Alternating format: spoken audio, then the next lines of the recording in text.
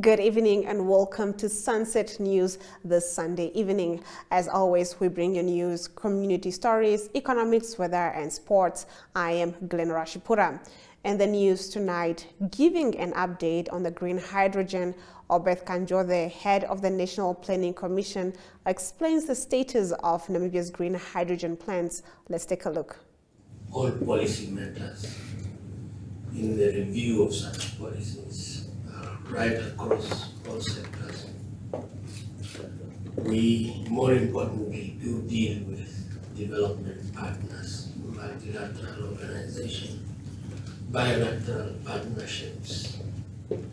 And on our books, such lasts cooperation with the Republic of Finland is an MOU dating back to 2013. So there are gaps to fill the void now that you are here in order to keep that MOU or that working relationship live and meaningful to parties. So much for that task. The President on green hydrogen has appointed the National Planning Commission as the chair of green hydrogen to help the line ministry, but specifically to bring the industry to life, to spread word, to canvass investors, to develop the legal frameworks, to call for requests for proposals and all such. So we've been truly busy from ground zero to near signature on the final investment agreement, and that in a little bit over a 2-year period. The negotiation alone is clocking past a year. Part of what we've done is to make sure that the world does know what we are doing. This is one country with near monopoly on the solar wind capacity factors, and we made available parcels of land in the first round of requests. The proposed regulation of banking fees and charges could deter investment, analysts at Samni Storm say. Member of Parliament Veiko Nekundi submitted a motion to discuss the possibility of investigating overcharges and unethical multiple charges by local commercial banks, resulting in overprofiting. According to Samni Storm, the motion can be seen as a positive step towards promoting fairness and transparency in the banking industry. However, it may also create uncertainty and hesitation among investors who may view the investigation as a negative development for the industry. Commenting on whether commercial banks should do more in investing in corporate social responsibility initiatives, Samni Storm notes that banks have a responsibility to act ethically and responsibly, not only to their customers but also to society. Corporate social responsibility is an important aspect of modern banking. We all can always do more, but giving should always be a voluntary action. Whether allowing more competitors in the market will help reduce banking charges, Samni Storm said more competitors can lead to increased competition and potentially better service and pricing for consumers. Now, however, it is important to balance this with maintaining a stable and secure banking industry. Regulation and oversight can play a key role in ensuring that new entrants are adequately capitalized and able to meet regulatory requirements, Samni Storm said. Now, stability, meanwhile, according to the Financial Stability Report launched last week, profitability in the banking sector in 2022, which is regulated by the Bank of Namibia, improved to beyond pre-pandemic levels. Representing Namibia, Top Cherry performed at the 2023 Victoria Falls Carnival's main stage this weekend. She shared the stage alongside Africa's top musical acts such as Musa Keys, Mafiki Solo, Black Motion, and more. Here is an insert showcasing the singer's sensational performance. DJ, let's go.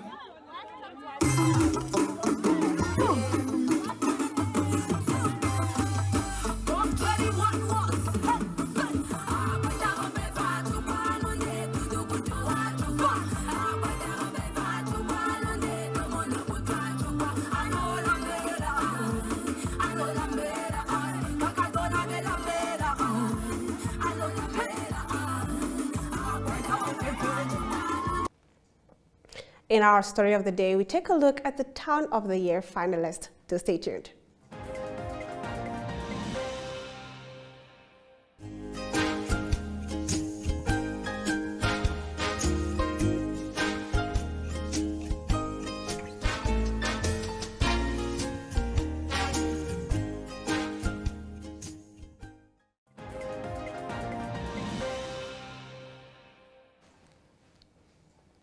Getting into our story of the day, the three towns that made it through to the final round of this year's edition of the Town of the Year competition are Swakopmund, Oranjemund, and Oshuarongo. The finalists were chosen through social media posts, with the town with the most likes advancing to the final round, explained Mekimbako, Public Relations Officer at Namibia Media Holdings.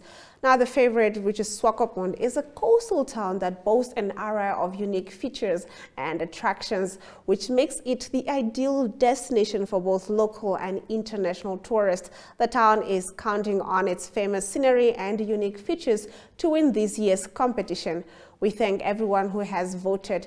It is not hard to see why Swakopmund is a favorite to win the prestigious title of Town of the Year, said Linda Mupopa from the municipality of Swakopmund. Now, according to Mupopa, winning will place the town at the top of the list for tourist destinations in Namibia. Earning the Town of the Year title would be a significant accomplishment for Swakopmund, affirming its position as a premier destination in the country. Speaking on cultural heritage, Alpheus Benjamin, the CEO of the municipality of Swakopmund, says that the Center of Adventure has a rich cultural heritage evident from the iconic German architectural designs of buildings such as the old prison, Swakopmund railway station, and Wurman House. The town has several museums that showcase antiques and artifacts, including the Crystal Gallery and Swakopmund Museum. Swakopmund is also known for the diversity of cultures, tradition, and cuisines that can be found within the town. Now, visitors can enjoy a variety of culinary experiences, from traditional German dishes to local Namibian cuisine. The town is also home to a vibrant arts and crafts scene, with numerous galleries and markets showcasing the work of local artists and artisans. Overall, Swakopmund offers a unique blend of history, culture, and adventure, making it an unforgettable destination for travelers of all interests. Now, the natural beauty of Swakopmund is home to a unique environment where the desert meets the sea, providing visitors with breathtaking scenery that includes the Swakopmund River, the Namib Desert, and a pristine beach that spans over 30 kilometers. The town offers adventures activities such as sandboarding, quad biking, and skydiving. It also offers a wide range of accommodation options, with hotels, guest houses, and self-catering apartments, catering to different budgetary needs and hosting multiple events to keep both visitors and residents entertained.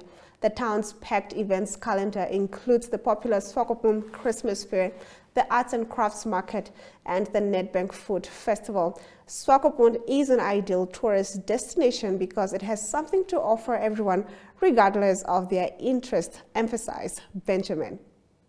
Now we'll be right back with more news after the break.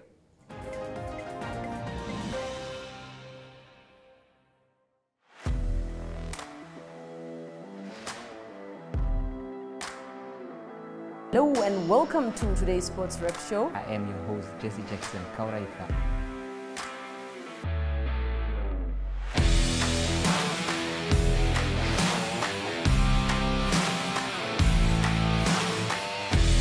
In replay, Namibia, who had won the toss for the first time on this tour. Good day everyone, time for international sports news, starting off with tennis news, both on the WTA for women's and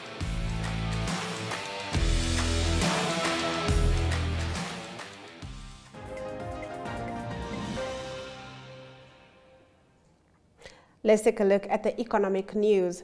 The Ministry of Mines and Energy announced that petrol prices will remain unchanged, while the prices of both diesel products will decrease by 80 cents per litre on Wednesday, the 3rd of May 2023 at 12 a.m. The price of petrol in Walvis Bay will thus remain $19.78 per litre, while the prices of both diesel products will become $19.85 per litre. Diesel pump prices across the rest of the country will be adjusted accordingly. The ministry said that under-recoveries recorded on the petrol prices will be absorbed by the National Energy Fund on behalf of consumers to the tune of about 28.5 million Namibian dollars. After entering input factors into the fuel pricing model, the ministry recorded a combination of over and under recoveries on petrol and both diesel products, namely an under recovery of 95 cents per litre on petrol and over recoveries of 111 and 101 cents per litre on diesel, 50 and respectively. Now getting into our next story, MTN adds another 1.1 million cell phone users.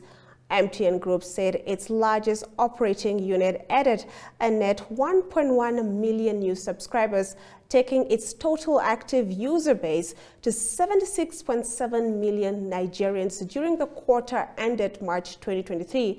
Now, the rollout of improved communications infrastructure brought an additional 170 5G sites across the oil-producing nation, taking data coverage to 4% of the population of over 200 million strong people. The number of data users grew by 14.7%, taking the total number of subscribers to 41.2 million. Now, during the quarter, we focused on enhancing the capacity and coverage of our 4G and 5G networks, which supported rising data traffic, said Carl Tariola, Chief Executive of MTN Nigeria, at the release of the results. These had a positive and noticeable effect on its data usage, with total data usage traffic jumping 50.3% in the quarter. Now, Tariola, however, lamented the shortages of petrol and cash in the African continent's largest exporter of petroleum fuels. Now, Tariola said the impacts of the ongoing global macroeconomic and geopolitical developments on energy, food, and general inflation were exacerbated locally by petrol and cash shortages experienced during the period. Let's take a look at the financial indicators. The Namibian dollar trades at 18.30 to the US dollar and 20.24 to the euro. It trades at 23.1 to the pound and 2 Namibian dollars and 64 cents buys you 1 Chinese yuan.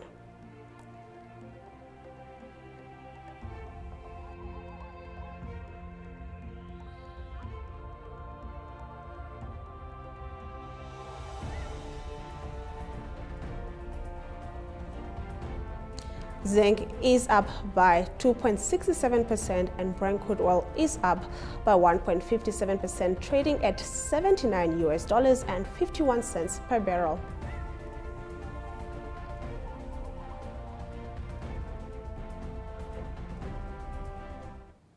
Ukraine says it's almost ready for a counter-offensive. We get into this story after the break.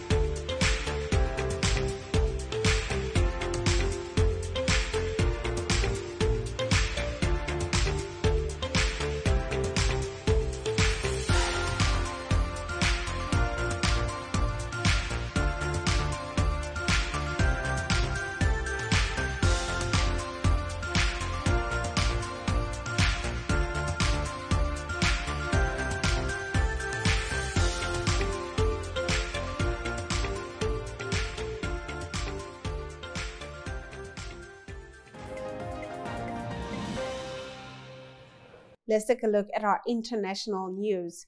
Ukraine says its preparations for a spring counter-offensive are almost complete. When its When it's launched, probably in the south, it will mark a pivotal moment in the conflict, but the Russians have had nearly 6 months to prepare the ground and to build an elaborate array of defenses. Breaking through will present a huge challenge. Satellite imagery reviewed by CNN and other news organizations shows the extent of Russian defenses that have been built up in parts of southern Ukraine, layers of anti-tank ditches, obstacles, minefields, and trenches.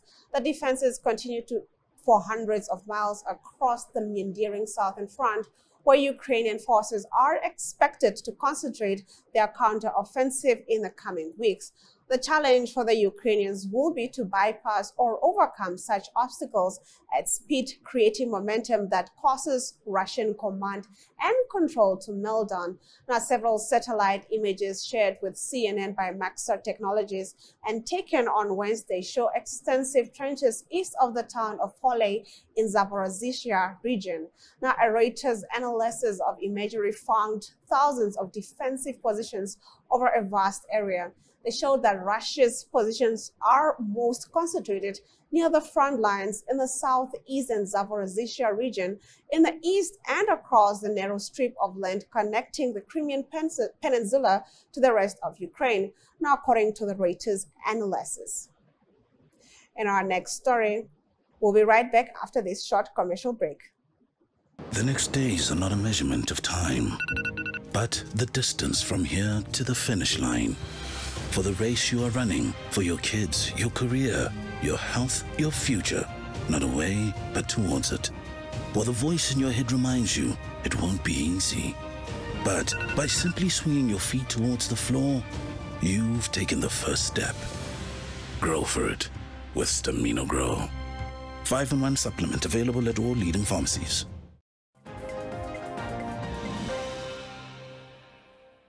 We continue with our international news. Now, U.S. regulators are racing to find a rescuer to buy First Republic Bank in a deal that could be announced as soon as later today. The Federal Deposit Insurance Corporation has reportedly asked 6 banks to bid for the embattled lender. Shares in First Republic plunged last week after it admitted customers had withdrawn $100 million in deposits in March. At that time, its competitor, Silicon Valley Bank, had collapsed, prompting fears of a wider banking crisis. SVB's failure was swiftly followed by the demise of another U.S. lender, Signature Bank. Now, according to reports, the Federal Deposit Insurance Corporation, a U.S. financial regulator, sought bids for First Republic by the end of last week and has been assessing them over the weekend. Now, investment banking giant JP Morgan Chase is believed to be one of the banks invited to bid for First Republic, according to news agency Reuters. Now, Bank of America is also understood to have been approached. Concerns about the global banking industry gathered pace last month as problems at Silicon Valley Bank emerged. Now, central banks around the world have been sharply raising interest rates over the past year to dampen the rate of price rises, otherwise known as inflation. We'll be right back after the break with your weather predictions.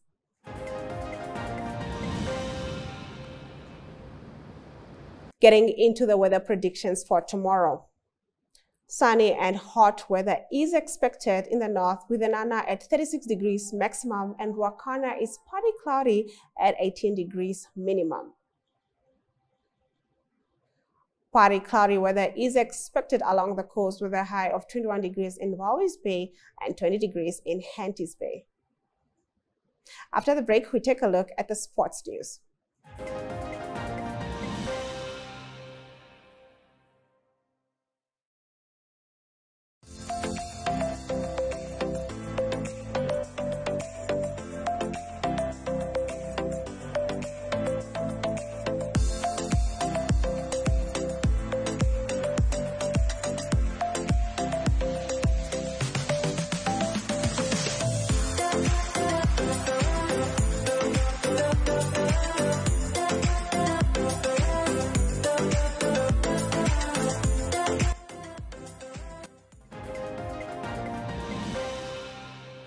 Let's take a look at the sports news.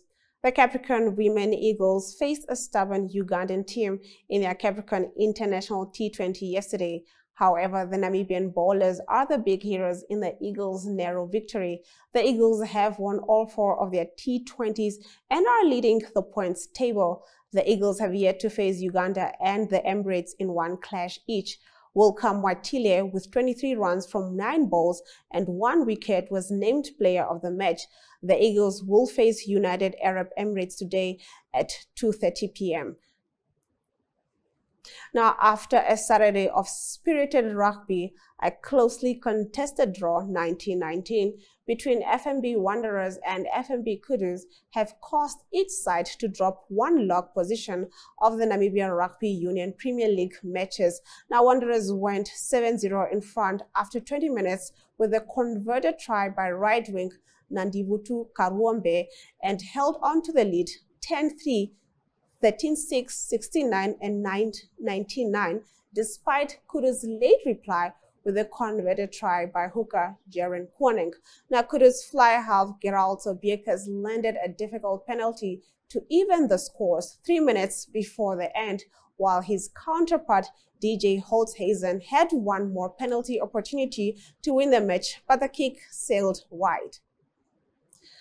Alina Armas and Jeremiah Shilakswe emerged as the winners of the 3rd edition of the Sanlam Coastal Marathon in Swakopmund on Saturday. Now, more than 700 runners pitched for the event, which also had a 5-kilometer fun run. Now, Sanlam's Armas, who used the marathon as preparation for the Sanlam Cape Town Marathon, scheduled for 14th and 15th October this year, said she had a fantastic race. The weather was amazing. Everything went well from the beginning to the end. I honestly have no complaints. Shilakswe described the race as very challenging. It was a great but challenging experience. It was a bit windy when we took off, but conditions improved on the way back. I was behind Thomas Reinhold, who was leading the pack until the last 18-kilometer mark. Now I decided to make my move and passed him. Now the two champions each pocketed $15,000 Namibian and an all-expenses-paid trip to the Cape Town Sanlam Marathon for their efforts.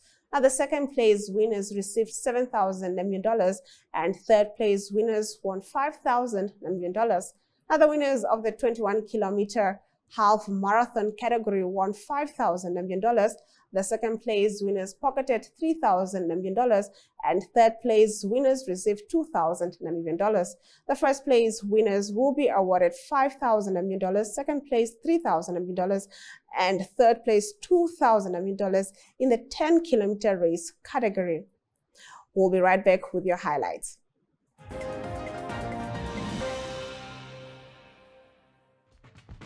Welcome to My.NA Cars, your ultimate destination for everything automotive. I am your host, Diana Master. Teamwork makes the dream work, right? Discover the latest models, innovative technologies, and expert insights from our passionate hosts. Learn essential maintenance tips and get exclusive behind-the-scenes access to the automotive industry. Don't miss My.NA Cars on NTV every Thursday at 2100 hours. Tune in and ignite your passion for automobiles. Welcome to What's Cooking, where culinary passion meets expert insights. Somebody must really want to cook and want to cook good food. Immerse yourself in the bustling world of professional kitchens as top chefs create mouthwatering dishes. Join us for in-depth interviews as our host explores the experiences and expertise of our guest chefs.